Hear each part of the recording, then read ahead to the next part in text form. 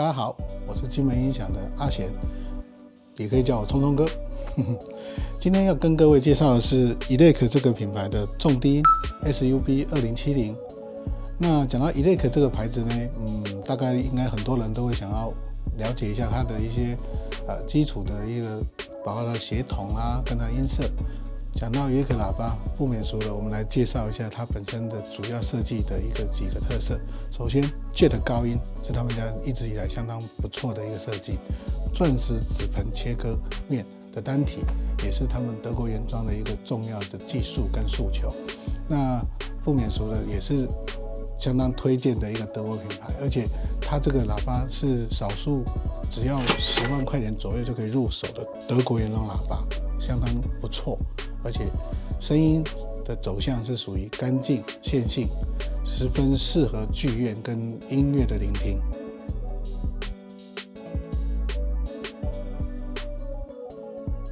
讲到重低音，重低音是什么呢？那在这边跟各位科普一下，重低音它就是一个喇叭，然后它负责的音域是从250赫兹往下，整个低频的部分都是它在处理的。那它主要的功能是做什么呢？就是用来补偿你的主声道，或者是你的喇叭低频不足的部分的一个工作。好，那它很重要的就是它必须要能够让整个场子的低频能够满足，就是这个道理。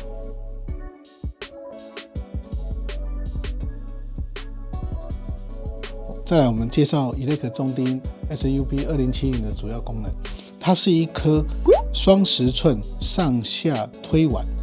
哑铃式的一个低频重低音设计的一个音箱，而且它是封闭式的。那它有什么特色呢？以往我们讲到比较具新颖或者是说设计比较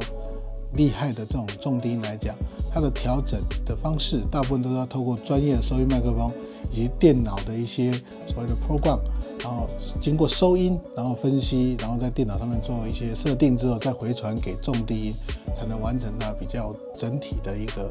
参数设定。那这颗2070呢，它完完全全就只要靠你的行动装置里面的 APP 就可以跟它做相关的这种设定，相当方便，而且坦白说不需要太专业的一个人员也都可以自行的 DIY。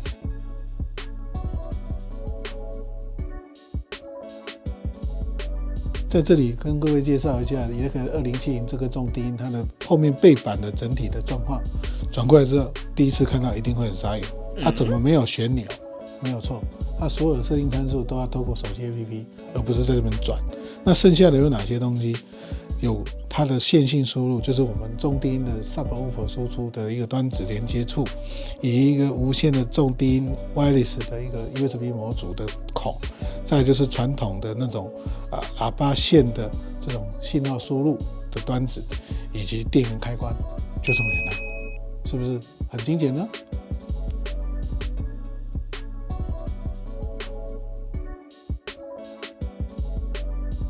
在进入我们设定 Elec 重低音的这个环节之前，先提醒各位把家中手边的这个剧院 receiver 的音场调校麦克风拿出来，把它的流程跑完一次，因为它可以针对我们家中的这些剧院系统的成员、主声道、中置、上方音场、后环道、后环道以及重低音的整体的一个距离、音压、相位，还有残响整体的一个全面性的考量的一个设定。那透过这设定完成之后，再进入我们针对 Elec 重低音的一个精准的测试调整，这样会比较完美。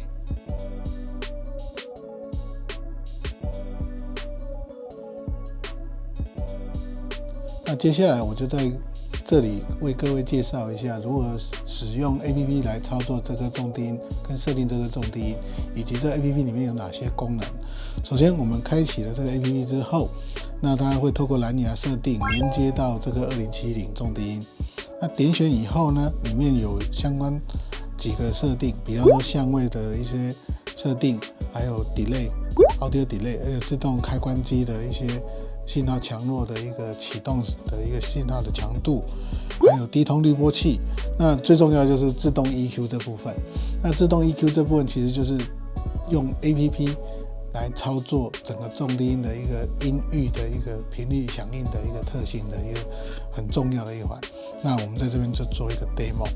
那第一步骤点选它之后，它会要求我把这个手机放在接近重低音的地方，然后 Go。OK， 跑完第一轮之后，它会显示一个 frequency 频率响应图。那这个就是在这个位置所测得这个 Elec 喇叭发出声响的这个特性的一个部分。那第二个步骤，它会要求你坐在使用者，就是你的聆听位置的地方，再按一次这个 EQ 设定。那我们接下来就到这个部分。OK， 我们刚刚在重低音身边做过一次进场的收音。那测试完第一轮之后，现在我们来到聆听位置，一样，接着把这个 APP 的下一个步骤点开，那它就会依据距离传送一个音频信号，让它在这边做一个收音、收集资料。我们开始。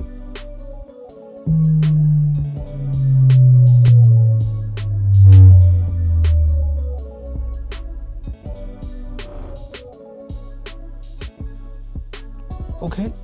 那出来之后，它会有一个数据跟线性的一个频谱状况，其实就是它依据进场跟聆听位置之间的一个音频差异去做它觉得适当的补偿。那在这个补偿的资讯上面都可以看得出来，就是进场、原厂跟它建议的。那这个资料它就会自己自动的 save 在重低音里面。那我们再来还能做什么？那在这边的位置，然后透过你的播放、聆听，去适当调整重低音跟主声道音量差异，以及一些相位的问题，这样就可以达到相当完美的一个设定。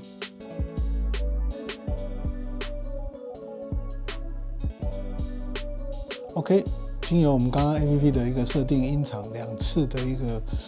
工作完之后，我们就可以把整个设定参数自动的 save 到重低音里面了。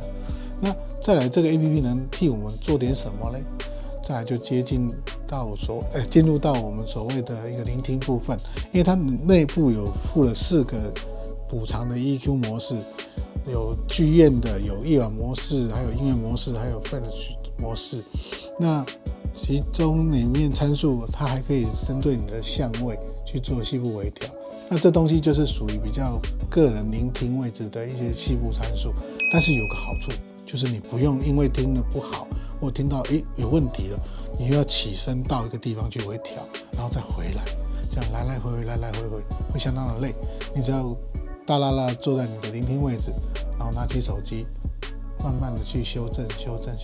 直到你聆听的舒服度、舒适度是最佳的状况，就可以达成。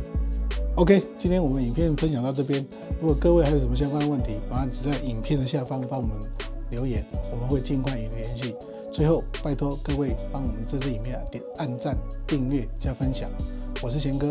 咱们下次见，拜拜。